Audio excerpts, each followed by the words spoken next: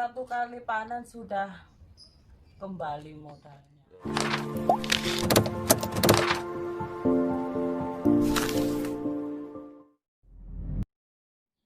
Assalamualaikum warahmatullahi wabarakatuh. Terima kasih pada kesempatan kali ini kita diberi kesempatan untuk bisa bertanya-tanya, berdialog dengan pengusaha UKM, usaha jamur, budidaya jamur, yang mana kali ini kita bertemu dengan pembudidaya langsung dengan Kak Ros, Mbak Rosida, biasa dipanggil dengan Kak Ros. Kita berada di Desa Bojeng, tepatnya di Dusun Nyangkring. Beliaunya ini adalah pembudidaya mulai berapa tahun, Mbak? Hampir 8 tahun, 9 tahunan. 9 tahunan beliaunya ini sudah berbudidaya untuk jamur, dan tentunya ini mulai awal, proses awal. Oke, terima kasih Mbak Ros. Mungkin bisa diperkenalkan terkait jenengan, bagaimana awal mula untuk pembudidaya jamur ini, bisa diperkenalkan sama teman-teman, dan nanti barangkali ada ingin jadi bisa menjadi inspirasi untuk teman-teman ingin berbudidaya juga seperti jenengan gitu. Monggo Mbak Ros. Assalamualaikum warahmatullahi wabarakatuh. Perkenalkan, nama saya Asli Rosida, tapi semua orang panggil saya Kak Ros. Saya sudah menjalankan usaha ini hampir 9 tahunan. Karena dulu saya seorang pegawai pabrik dan pernah juga disekolahkan di Korea hampir 2, 3, 4 tahun. Tapi ternyata penghasilan ya segitu-gitu aja. Jadi saya ingin punya usaha sendiri, mandiri. Apa yang saya bisa langsung saya praktekkan, yaitu mulai dari bikin backlog sampai budidaya dan juga sampai jamur crispy. Ada yang tahan 8 jam, ada juga yang tahan 6 sampai 1 tahun. Itu melalui proses yang 2 kali penggorengan, itu yang tahan lama gitu. Awal mula Awal mula kok ingin budidaya jamur, kok nggak budidaya yang lain gitu Mas? Karena saya itu suka dengan sayuran. Saya itu suka sayuran organik, yang nggak pakai pestisida. Jadi saya dari awal saya suka sayuran itu, jadi saya ingin budidaya. Akhirnya alhamdulillah sampai sekarang ini masih tetap berjalan. Oke Kak Ros, untuk kali ini kan langsung dari ini kan bahannya dari grajen ya. Iya. Jadi grajen-grajen kayu, sisa-sisa daripada sampah limbah kayu ya. Iya. Apakah ada satu kriteria khusus yang ada di limbah kayu ini, mungkin, atau jenis kayu khusus untuk membuat ini gitu loh Mas? Sebenarnya semua kayu itu bisa dibuat untuk jamur, untuk ini backlog ini. Tapi mutu yang paling bagus saya suka pakai kayu sengon asli. Jadi pertumbuhan jamur itu lebih cepat. Kalau yang lain memang bisa, cuman agak lama untuk tumbuh miseliumnya ini. Ini kan ada miseliumnya ya, ini 90%. Kalau yang ini kan baru dibibit, jadi 0%. Terus untuk ini kan cuman pakai kertas gitu. Iya. Pakai kertas ini nanti tumbuhnya sendiri apa gimana? Kalau sebelum dibibit kita pakai yang ini, yang atom ini. Tapi kalau selesai dibibit kita pakai kertas ini agar udara masuk, terus timbullah miselium itu. Gitu. Jadi untuk pemrosesan pembuatan ini, yang pertama itu dari bahannya grajen pasti, terus ada campuran-campuran yang lain. Ya, beberapa ada, tapi setiap orang pembuat backlog itu macam-macam Mas. Untuk bahannya itu, jadi nggak sama. Kita punya media tersendiri. Kadang ada juga yang pakai gula atau dan lain-lain. Terus untuk satu backlog ini bisa menghasilkan berapa kilo atau? Kalau satu backlog masa aktif 5 sampai 6 bulan. Kalau untuk hasil panen segini kan kalau saya jual biasanya kalau luar daerah, luar kota harga 3.000. Harga 3.000 satu kali panen sudah kembali modalnya. Loh, Tapi satu ini kali. bertahan sampai 6 bulan gitu. Yang penting itu nutrisi. Terus untuk panennya setiap hari apa gimana?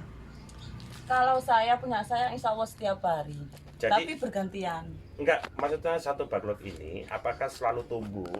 Untuk tumbuhnya ketika dipanen, satu hari dipanen, untuk tumbuh kembali menjadi jamur kembali itu berapa hari atau 2-3 hari. 2-3 hari? Tergantung dari kerajaan tersebut. Bisa. Kita pakai media apa. Jadi untuk satu harga backlog ini adalah berapa Mbak? 3.000. 3.000 rupiah. Mungkin kalau memang teman-teman ingin budidaya jamur tinggal beli saja ya. Iya. Tadi bisa beli ke Mbak Ros sendiri. Iya. Soalnya ini langsung pembudidaya langsung. Tadi pembuat langsung mulai dari nol ya. Jadi 3.000 satu kali panen itu bisa langsung 2-3 kilo. 1 kilonya untuk saat ini pasaran? Kalau daerah sini 1 kilo saya 15.000. Tapi kalau nyampe pasar sudah lebih. Jadi kayak gini proses Mbak sekarang. Jadi proses awalnya untuk pemrosesan pembuatan backlog ini, mohon pencerahan Mbak. Untuk proses semua media dicampur, terus kita masukkan atau sterilisasi. Jadi itu tempat penguapannya. Saya semuanya pakai manual, tidak ada mesin. Semuanya serba manual. Gitu. Nah, untuk penguapan butuh berapa jam, berapa hari gitu? Apa? Karena kapasitas saya untuk satu kali penguapan atau satu kali masak itu maksimal 129, jadi maksimal 3 jaman. Jadi satu tempat itu diisi 129 backlog. Iya. 129 backlog ditaruh di situ, langsung dimasak selama 3 jam. 3 jam. Pakai LPG bisa, pakai kayu bakar juga bisa. Tapi kalau ada kayu bakar saya lebih baik kayu bakar karena lebih bagus hasilnya. Oh, jadi beda. Jadi perbedaan dengan menggunakan LPG dan kayu bakar itu Agak beda. ngirit kayu Oh bakar. iya. Jadi satu itu tempatnya ya. Iya. Jadi 129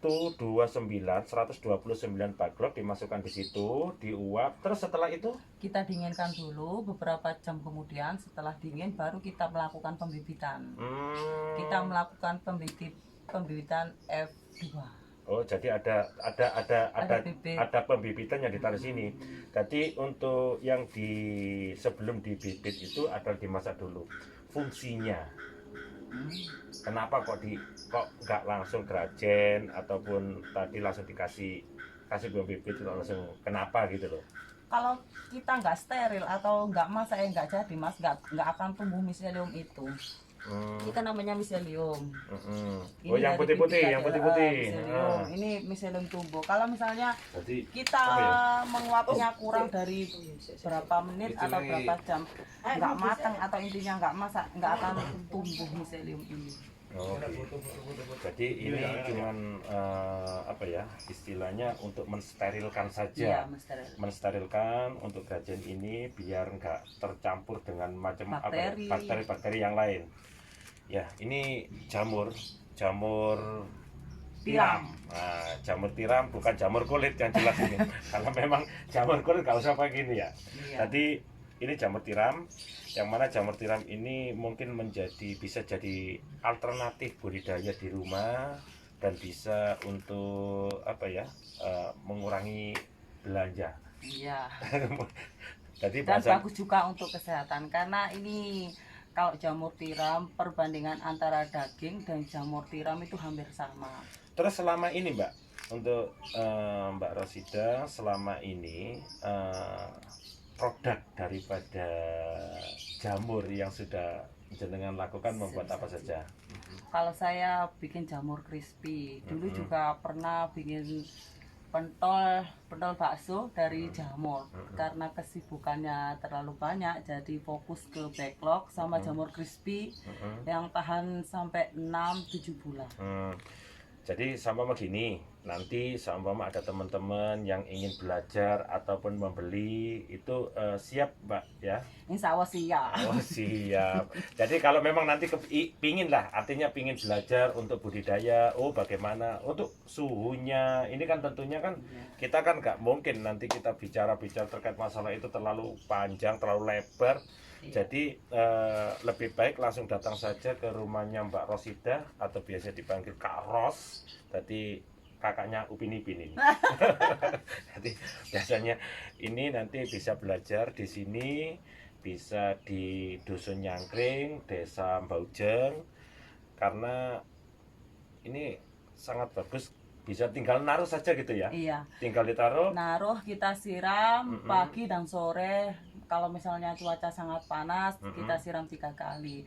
Kalau misalnya pemula, biasanya kalau luar daerah, biasanya belajar lewat WhatsApp. Jadi saya bimbing.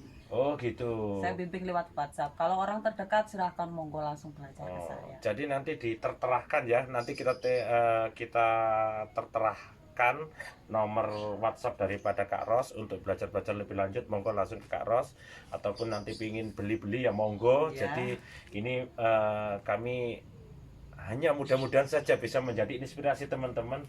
Apalagi musim kayak gini ini Iya, iya. banyak pengangguran. Tadi alternatif untuk bisa membuat budidaya dan bisa menjadi penghasilan, paling tidak ada masukan lah itu. Yang jelas untuk ini, untuk yang sudah jadi ada Mbak Ros ya? Ada. Ya, Iya, ada. Nah, jadi untuk yang sudah jadi ada itu kalau memang belinya, apakah ada minimal pembelian ini? Kalau pembeli saya tergantung konsumen. Mungkin kalau biasanya kalau pembelinya kayak belum bisa, saya sarankan untuk belinya maksimal. Kalau misalnya belajar sedikit aja dulu. Kalau misalnya sudah menguasai, langsung nggak apa-apa 1.000 atau 5.000 terserah. Nggak mungkin ingin coba-coba lah di rumah dulu, apakah saya bisa untuk budidaya ini, tentunya dengan bimbingan. Nanti mungkin dari WA-nya bisa dibimbing langsung oleh Kak Ros lewat WA, ataupun cuma 1, 2, 3 gitu Mas. Tidak masalah. Nggak masalah. Tidak masalah. Jadi nggak masalah. Ini sangat efektif sekali. Tadi boleh beli cuma satu backlog saja. Saya orangnya terbuka. Wah, Apalagi cocok. untuk masak khusus jamur, entah itu buat nugget, jamur crispy, pendol jamur, semuanya insya Allah saya sanggup ngajari. Oh gitu lah, ini kan merupakan orang yang istimewa, bisa untuk memberikan ilmunya dan memberikan pengetahuannya dari pengalaman-pengalaman yang sampai luar negeri, akhirnya ternyata kembali ke Jamur. Ya, inilah mungkin ini sebagai inspirasi saja bahwasanya untuk mencari sesuap nasi tidak harus di luar negeri. Kalau memang kita bisa memaksimalkan di daerah sendiri, kenapa kita tidak maksimalkan? Itu mungkin Pak Ros ya. Iya. Oke. Ya mungkin itu saja Kak Ros. Iya. Jadi kita nggak mungkin nanti ada yang lebih lanjut. Kalau memang ingin tanya-tanya terkait masalah jamur, monggo silakan hubungi nomor Kak Ros. Nanti kita masukkan di deskripsi nomor Kak Ros. Dan Kak Ros siap-siap nggih. Tadi siap-siap nanti kalau memang ada yang tanya, mohon jangan sampai ditolak. Tadi kalau memang nanti kalau memang ingin beli ya mohonlah, kasihan. Siap, tapi jangan di atas 12 malam loh ya. Loh, iya. Ganggu ya? Iya. Oke, terima kasih kawan. Terima kasih Kak Ros sudah meluangkan waktunya untuk memberikan terkait masalah budidaya jamur ini. Mudah-mudahan bermanfaat dan mudah-mudahan menjadi inspirasi. Yang paling penting mudah-mudahan rezeki tambah barokah. Amin. Nah, jadi Insyaallah. mudah-mudahan semuanya bisa jalan, semuanya bisa kreatif, semuanya bisa ya jalan semuanya lah. Dan mudah-mudahan segera berakhir masalah-masalah pandemi ini dan bisa normal kembali, terutama untuk budidaya jamur. Ini ayo kawan, monggo kalau memang mau budidaya jamur, monggo. Kalau memang belum bisa, nanti bisa tanya-tanya langsung ke Kak Rosnya. Kalau memang lebih sederhana langsung, ya kita tinggal beli saja. Iya. Ini kita beli, cuman nanti untuk proses pembudidayaannya ya tinggal siram saja Kak Ros ya. Siram Oh ya, untuk nyiramnya ini apakah harus digambior atau gimana gitu? Enggak, cuma disemprot aja. Oh, pakai semprotan. Jadi semprotan cuma disemprot 1-2 kali selama 1 hari. Iya, Tadi untuk pagi sama sore saja iya. gitu. Jadi kita tidak bisa untuk kalau memang kita mau menguak lebih lanjut terkait masalah pembibitan, ini sangat panjang benar Iya. maksudnya. Yang jelas ini lebih sederhana saja, yakni tinggal Menyiram. menyiram saja, itu mungkin lebih sederhana untuk pemula. Nanti suatu saat kita cobalah, nanti kita lihat proses-prosesnya, karena hari ini kebetulan libur ya. Jadi pada waktu hari libur kita datang, ya mohon maaf, nanti mungkin suatu saat kita akan menguak bagaimana melihat daripada pemrosesannya. Oke, terima kasih Pak Ros, terima kasih. Ya, sama-sama. Wassalamualaikum warahmatullahi wabarakatuh. Sukses selalu, mudah-mudahan tetap jaya. Terima kasih.